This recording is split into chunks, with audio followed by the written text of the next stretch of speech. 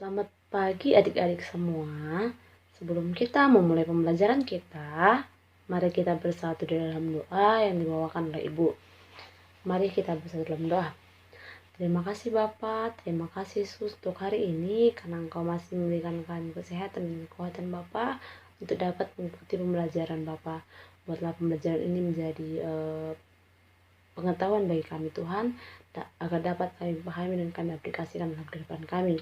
Terima kasih Bapak, terima kasih Yesus, amin.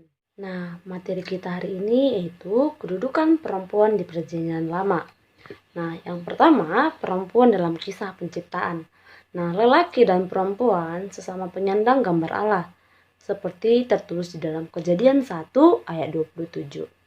Dan perempuan diciptakan dari tulang rusuk laki-laki sebagai penolong, seperti tertulis di dalam Kejadian 2 ayat 21 sampai 23.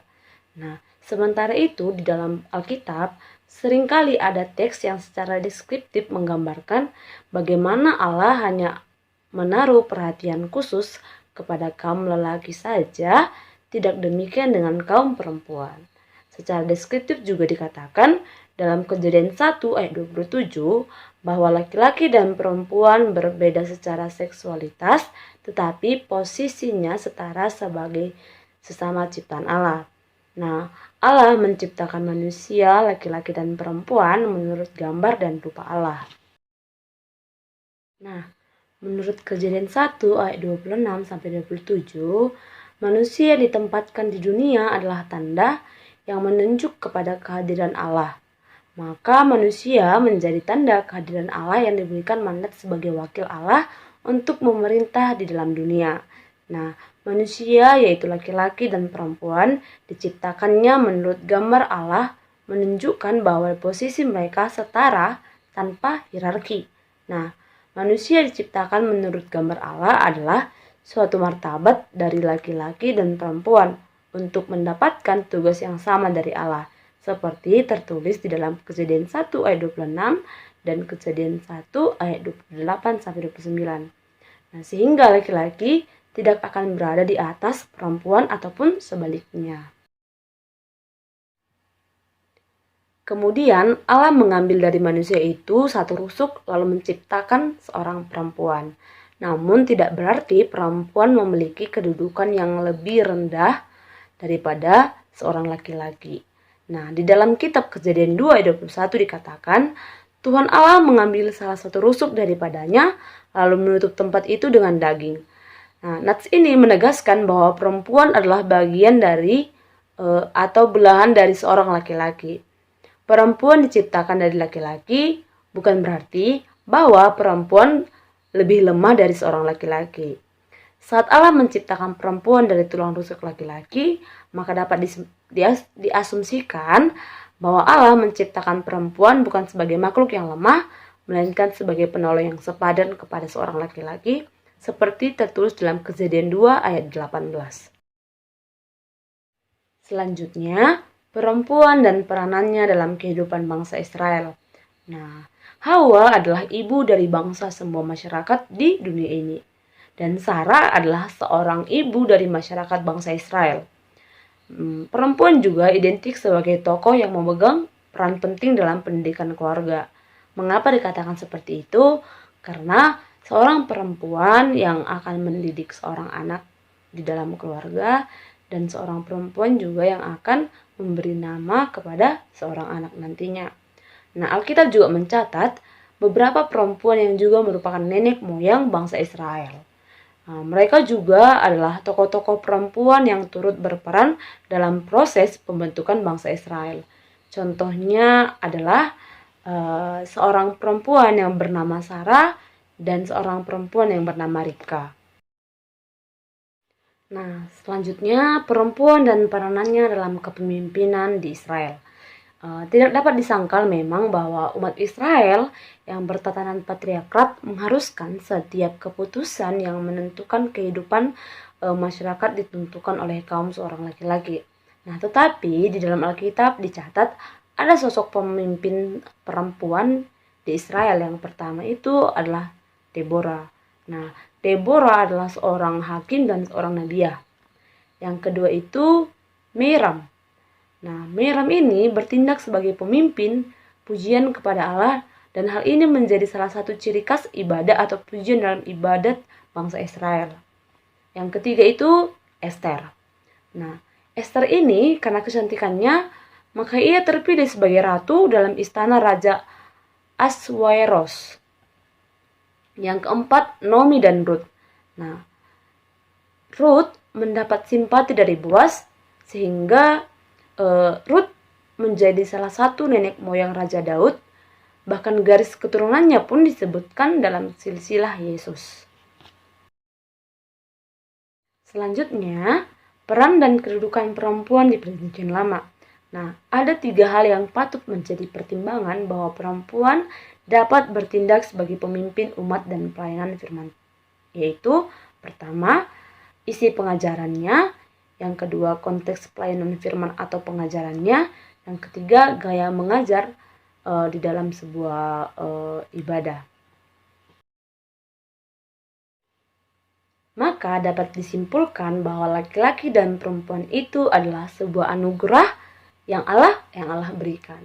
Nah, Allah menginginkannya agar suatu kehidupan keluarga itu tahu akan hak dan kewajibannya sebagai manusia yang memiliki kodrat yang berbeda. Mereka hidup di masa hukum Taurat. Nah, di dalam Perjanjian Lama, tidak ada hukum Tuhan yang mengatakan bahwa laki-laki lebih berkuasa mutlak atas kaum perempuan. Karena itu, jika ada kemutlakan, berarti akan ada penindasan terhadap kaum perempuan. Maka mereka diberi kebebasan untuk hidup saling menghargai dan hidup saling tolong-menolong. Nah, sampai di sini materi kita. Ada yang ingin bertanya, adik-adik? Pertanyaan pertama yaitu dari Sarah Simanjuntak, di mana pertanyaannya, bagaimana sebenarnya kedudukan perempuan itu di dalam Perjanjian Lama? Nah, terlebih dahulu arti kesetaraan itu yaitu status yang disandang.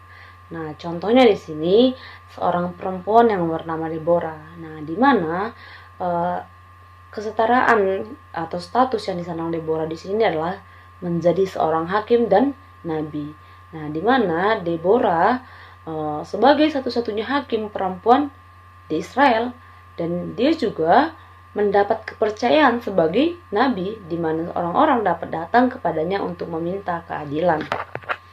Yang kedua itu seorang perempuan yang bernama Meram, di mana Meram bertindak sebagai pemimpin pujian kepada Allah. Dan hal ini menjadi salah satu ciri khas ibadah atau pujian dalam ibadah bangsa Israel. Nah, di mana si Meram ini membawa pemimpin pujian di dalam sebuah ibadah yang seharusnya itu dibawakan oleh kaum lelaki. Yang ketiga, seorang perempuan yang bernama Ester, di mana Ester ini sebagai ratu di dalam istana Raja Aswaeras. Di sini Ester dijadikan sebagai ratu dikarenakan kecantikannya, maka ia terpilih menjadi seorang ratu. Jadi disitulah kesetaraan perempuan yang dipandang dalam Perjanjian Lama. Pertanyaan selanjutnya dari Kasih Silahi, di mana pertanyaannya adalah, apa saja peranan seseorang perempuan dalam kehidupan bangsa Israel seperti Sarah dan Ribka? Jadi, peranan yang dilakukan Sarah yaitu saat Abraham mengikuti panggilan Allah pergi ke tanah yang dijanjikan, dan Sarah dibawa pula sebagai seorang istri. Sarah adalah milik suaminya dan ia bersedia untuk melakukan apa saja yang diminta suaminya, termasuk ketika Sarah harus membohongi Raja Mesir dengan mengatakan bahwa Abraham adalah saudara laki-lakinya. Nah, dengan demikian Abraham selamat dan hidup mereka terjamin. Seperti tertulis dalam Kejadian 12 ayat 20-30, bisa nanti kita baca di dalam Alkitab. Nah, sebagai istri yang taat, Sarah juga pernah mengalami kepedihan karena dikatakan mandul, tetapi kemudian janji Allah diteguhkan lewat kelahiran putra mereka. Nah, ini menjadi awal peran Sarah sebagai nenek moyang bangsa yang besar. Yang kedua, Ribka. Nah, perempuan identik dengan naluri keibuan sebagai sosok pendidik yang dekat dengan anak-anaknya dan yang paling peka terhadap masa depan anak-anaknya. Nah, hal ini nampak dalam tokoh Ribka, di mana sosok perempuan yang membawa penghiburan dan sukacita bagi Ishak setelah Sarah meninggal dikatakan bahwa Ishak mencintai Ribka dan merasa terhibur. Nah, tertulis di dalam Kejadian 24 ayat 67. Nah, Ribka sosok yang penuh kasih dan lemah lembut dan mau membantu orang lain sekalipun tidak dikenalnya. Nah, Ribka juga sosok perempuan yang penuh kasih sayang yang hadir di tengah kesendirian Ishak untuk menjadi penolong sekaligus pendamping bagi Ishak dalam menghadapi masa sulit setelah ibunya meninggal. Nah, Ribka ini membawa dampak positif lewat kepekaan yang dimilikinya sebagai seorang ibu. Seperti itu kasih. Yang selanjutnya pertanyaan dari Grace Purba, di mana pertanyaannya, di dalam kedudukan perempuan apa saja yang menjadi pertimbangan bahwasanya perempuan dapat bertindak sebagai pemimpin dalam pelayanan firman Tuhan, sehingga kedudukan perempuan itu setara dengan laki-laki. Nah, di dalam PowerPoint yang Ibu buat, ada 3 pertimbangan bahwa saya perempuan dapat bertindak sebagai pemimpin dalam pelayanan firman Tuhan. Nah, yang pertama itu isi pengajaran. Nah, di mana isi pengajaran perempuan yang menjadi pelayanan dalam gereja tentunya akan memaparkan isi pengajaran yang sama tentang karya Allah di dalam Yesus Kristus. Berita yang disampaikan selalu universal. Dengan demikian, tidak ada alasan bagi sebagian orang tertentu yang masih merasa keberatan dengan posisi perempuan sebagai pemimpin umat. Yang kedua itu konteks pelayanan firman atau pengajarannya. Nah, bahwa kaum perempuan tidak akan berdiri sendiri sebagai pelayan firman, tetapi dalam sistem pelayanan gereja tertentu ada yang disebut pelayanan kolektif atau presbyterian. Nah, di mana perempuan dapat bekerja sama dengan kaum laki-laki. Nah, sesuai dengan karunia yang dimiliki, akan bekerja sama melayani jemaat lewat pelayanan firman Tuhan. Dalam pelayanan ini dapat diberikan kesempatan kepada kaum perempuan, walaupun biasanya tim pelayanan ini akan diketuai oleh kaum laki-laki. Yang ketiga itu gaya mengajar, bahwa kaum perempuan harus bisa menempatkan diri sebagai pengajar, tidak untuk melebih-lebihkan diri, dan membangga atas karunia mengajar yang diperoleh, melainkan dengan kerendahan hati dan ketulusan untuk menundukkan diri pada otoritas ilahi. Nah, dan bagaimana menyampaikan berita Alkitabiah sebagaimana yang tertulis dalam kitab. Harus sesuai seperti itu ya. Mengerti kan? Nah, selanjutnya itu dari Gamaliel Sipahutar, di mana pertanyaannya, apa arti dari kata patriarkat? Nah, patriarkat adalah sebuah sistem sosial yang menempatkan laki-laki sebagai pemegang kekuasaan utama dalam peran kepemimpinan. Nah, itu secara umum. Tetapi di dalam, kalau secara kita masukkan ke dalam pembelajaran kita, patriarkat itu mengharuskan setiap keputusan yang menentukan kehidupan masyarakat ditentukan oleh kaum laki-laki.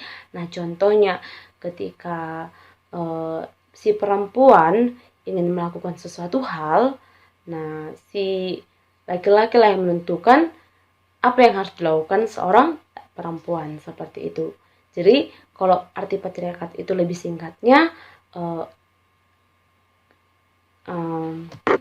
derajat laki-laki lebih tinggi daripada derajat perempuan, seperti itu. Mengerti kan adik-adik semua? Baik, sudah jelas semua adik-adik dengan jawaban yang Ibu berikan.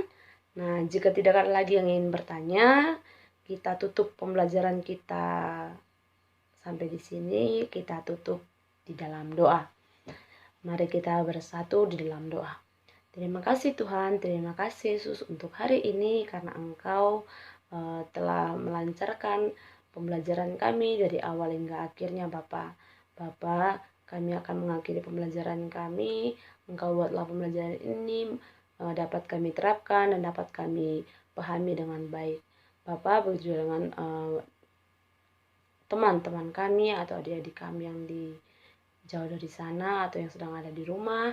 Engkau berkati mereka, Engkau berikan mereka kekuatan, kesehatan Tuhan agar dapat mengikuti pembelajaran berikutnya Bapa. Terima kasih Bapa, terima kasih Yesus, amin.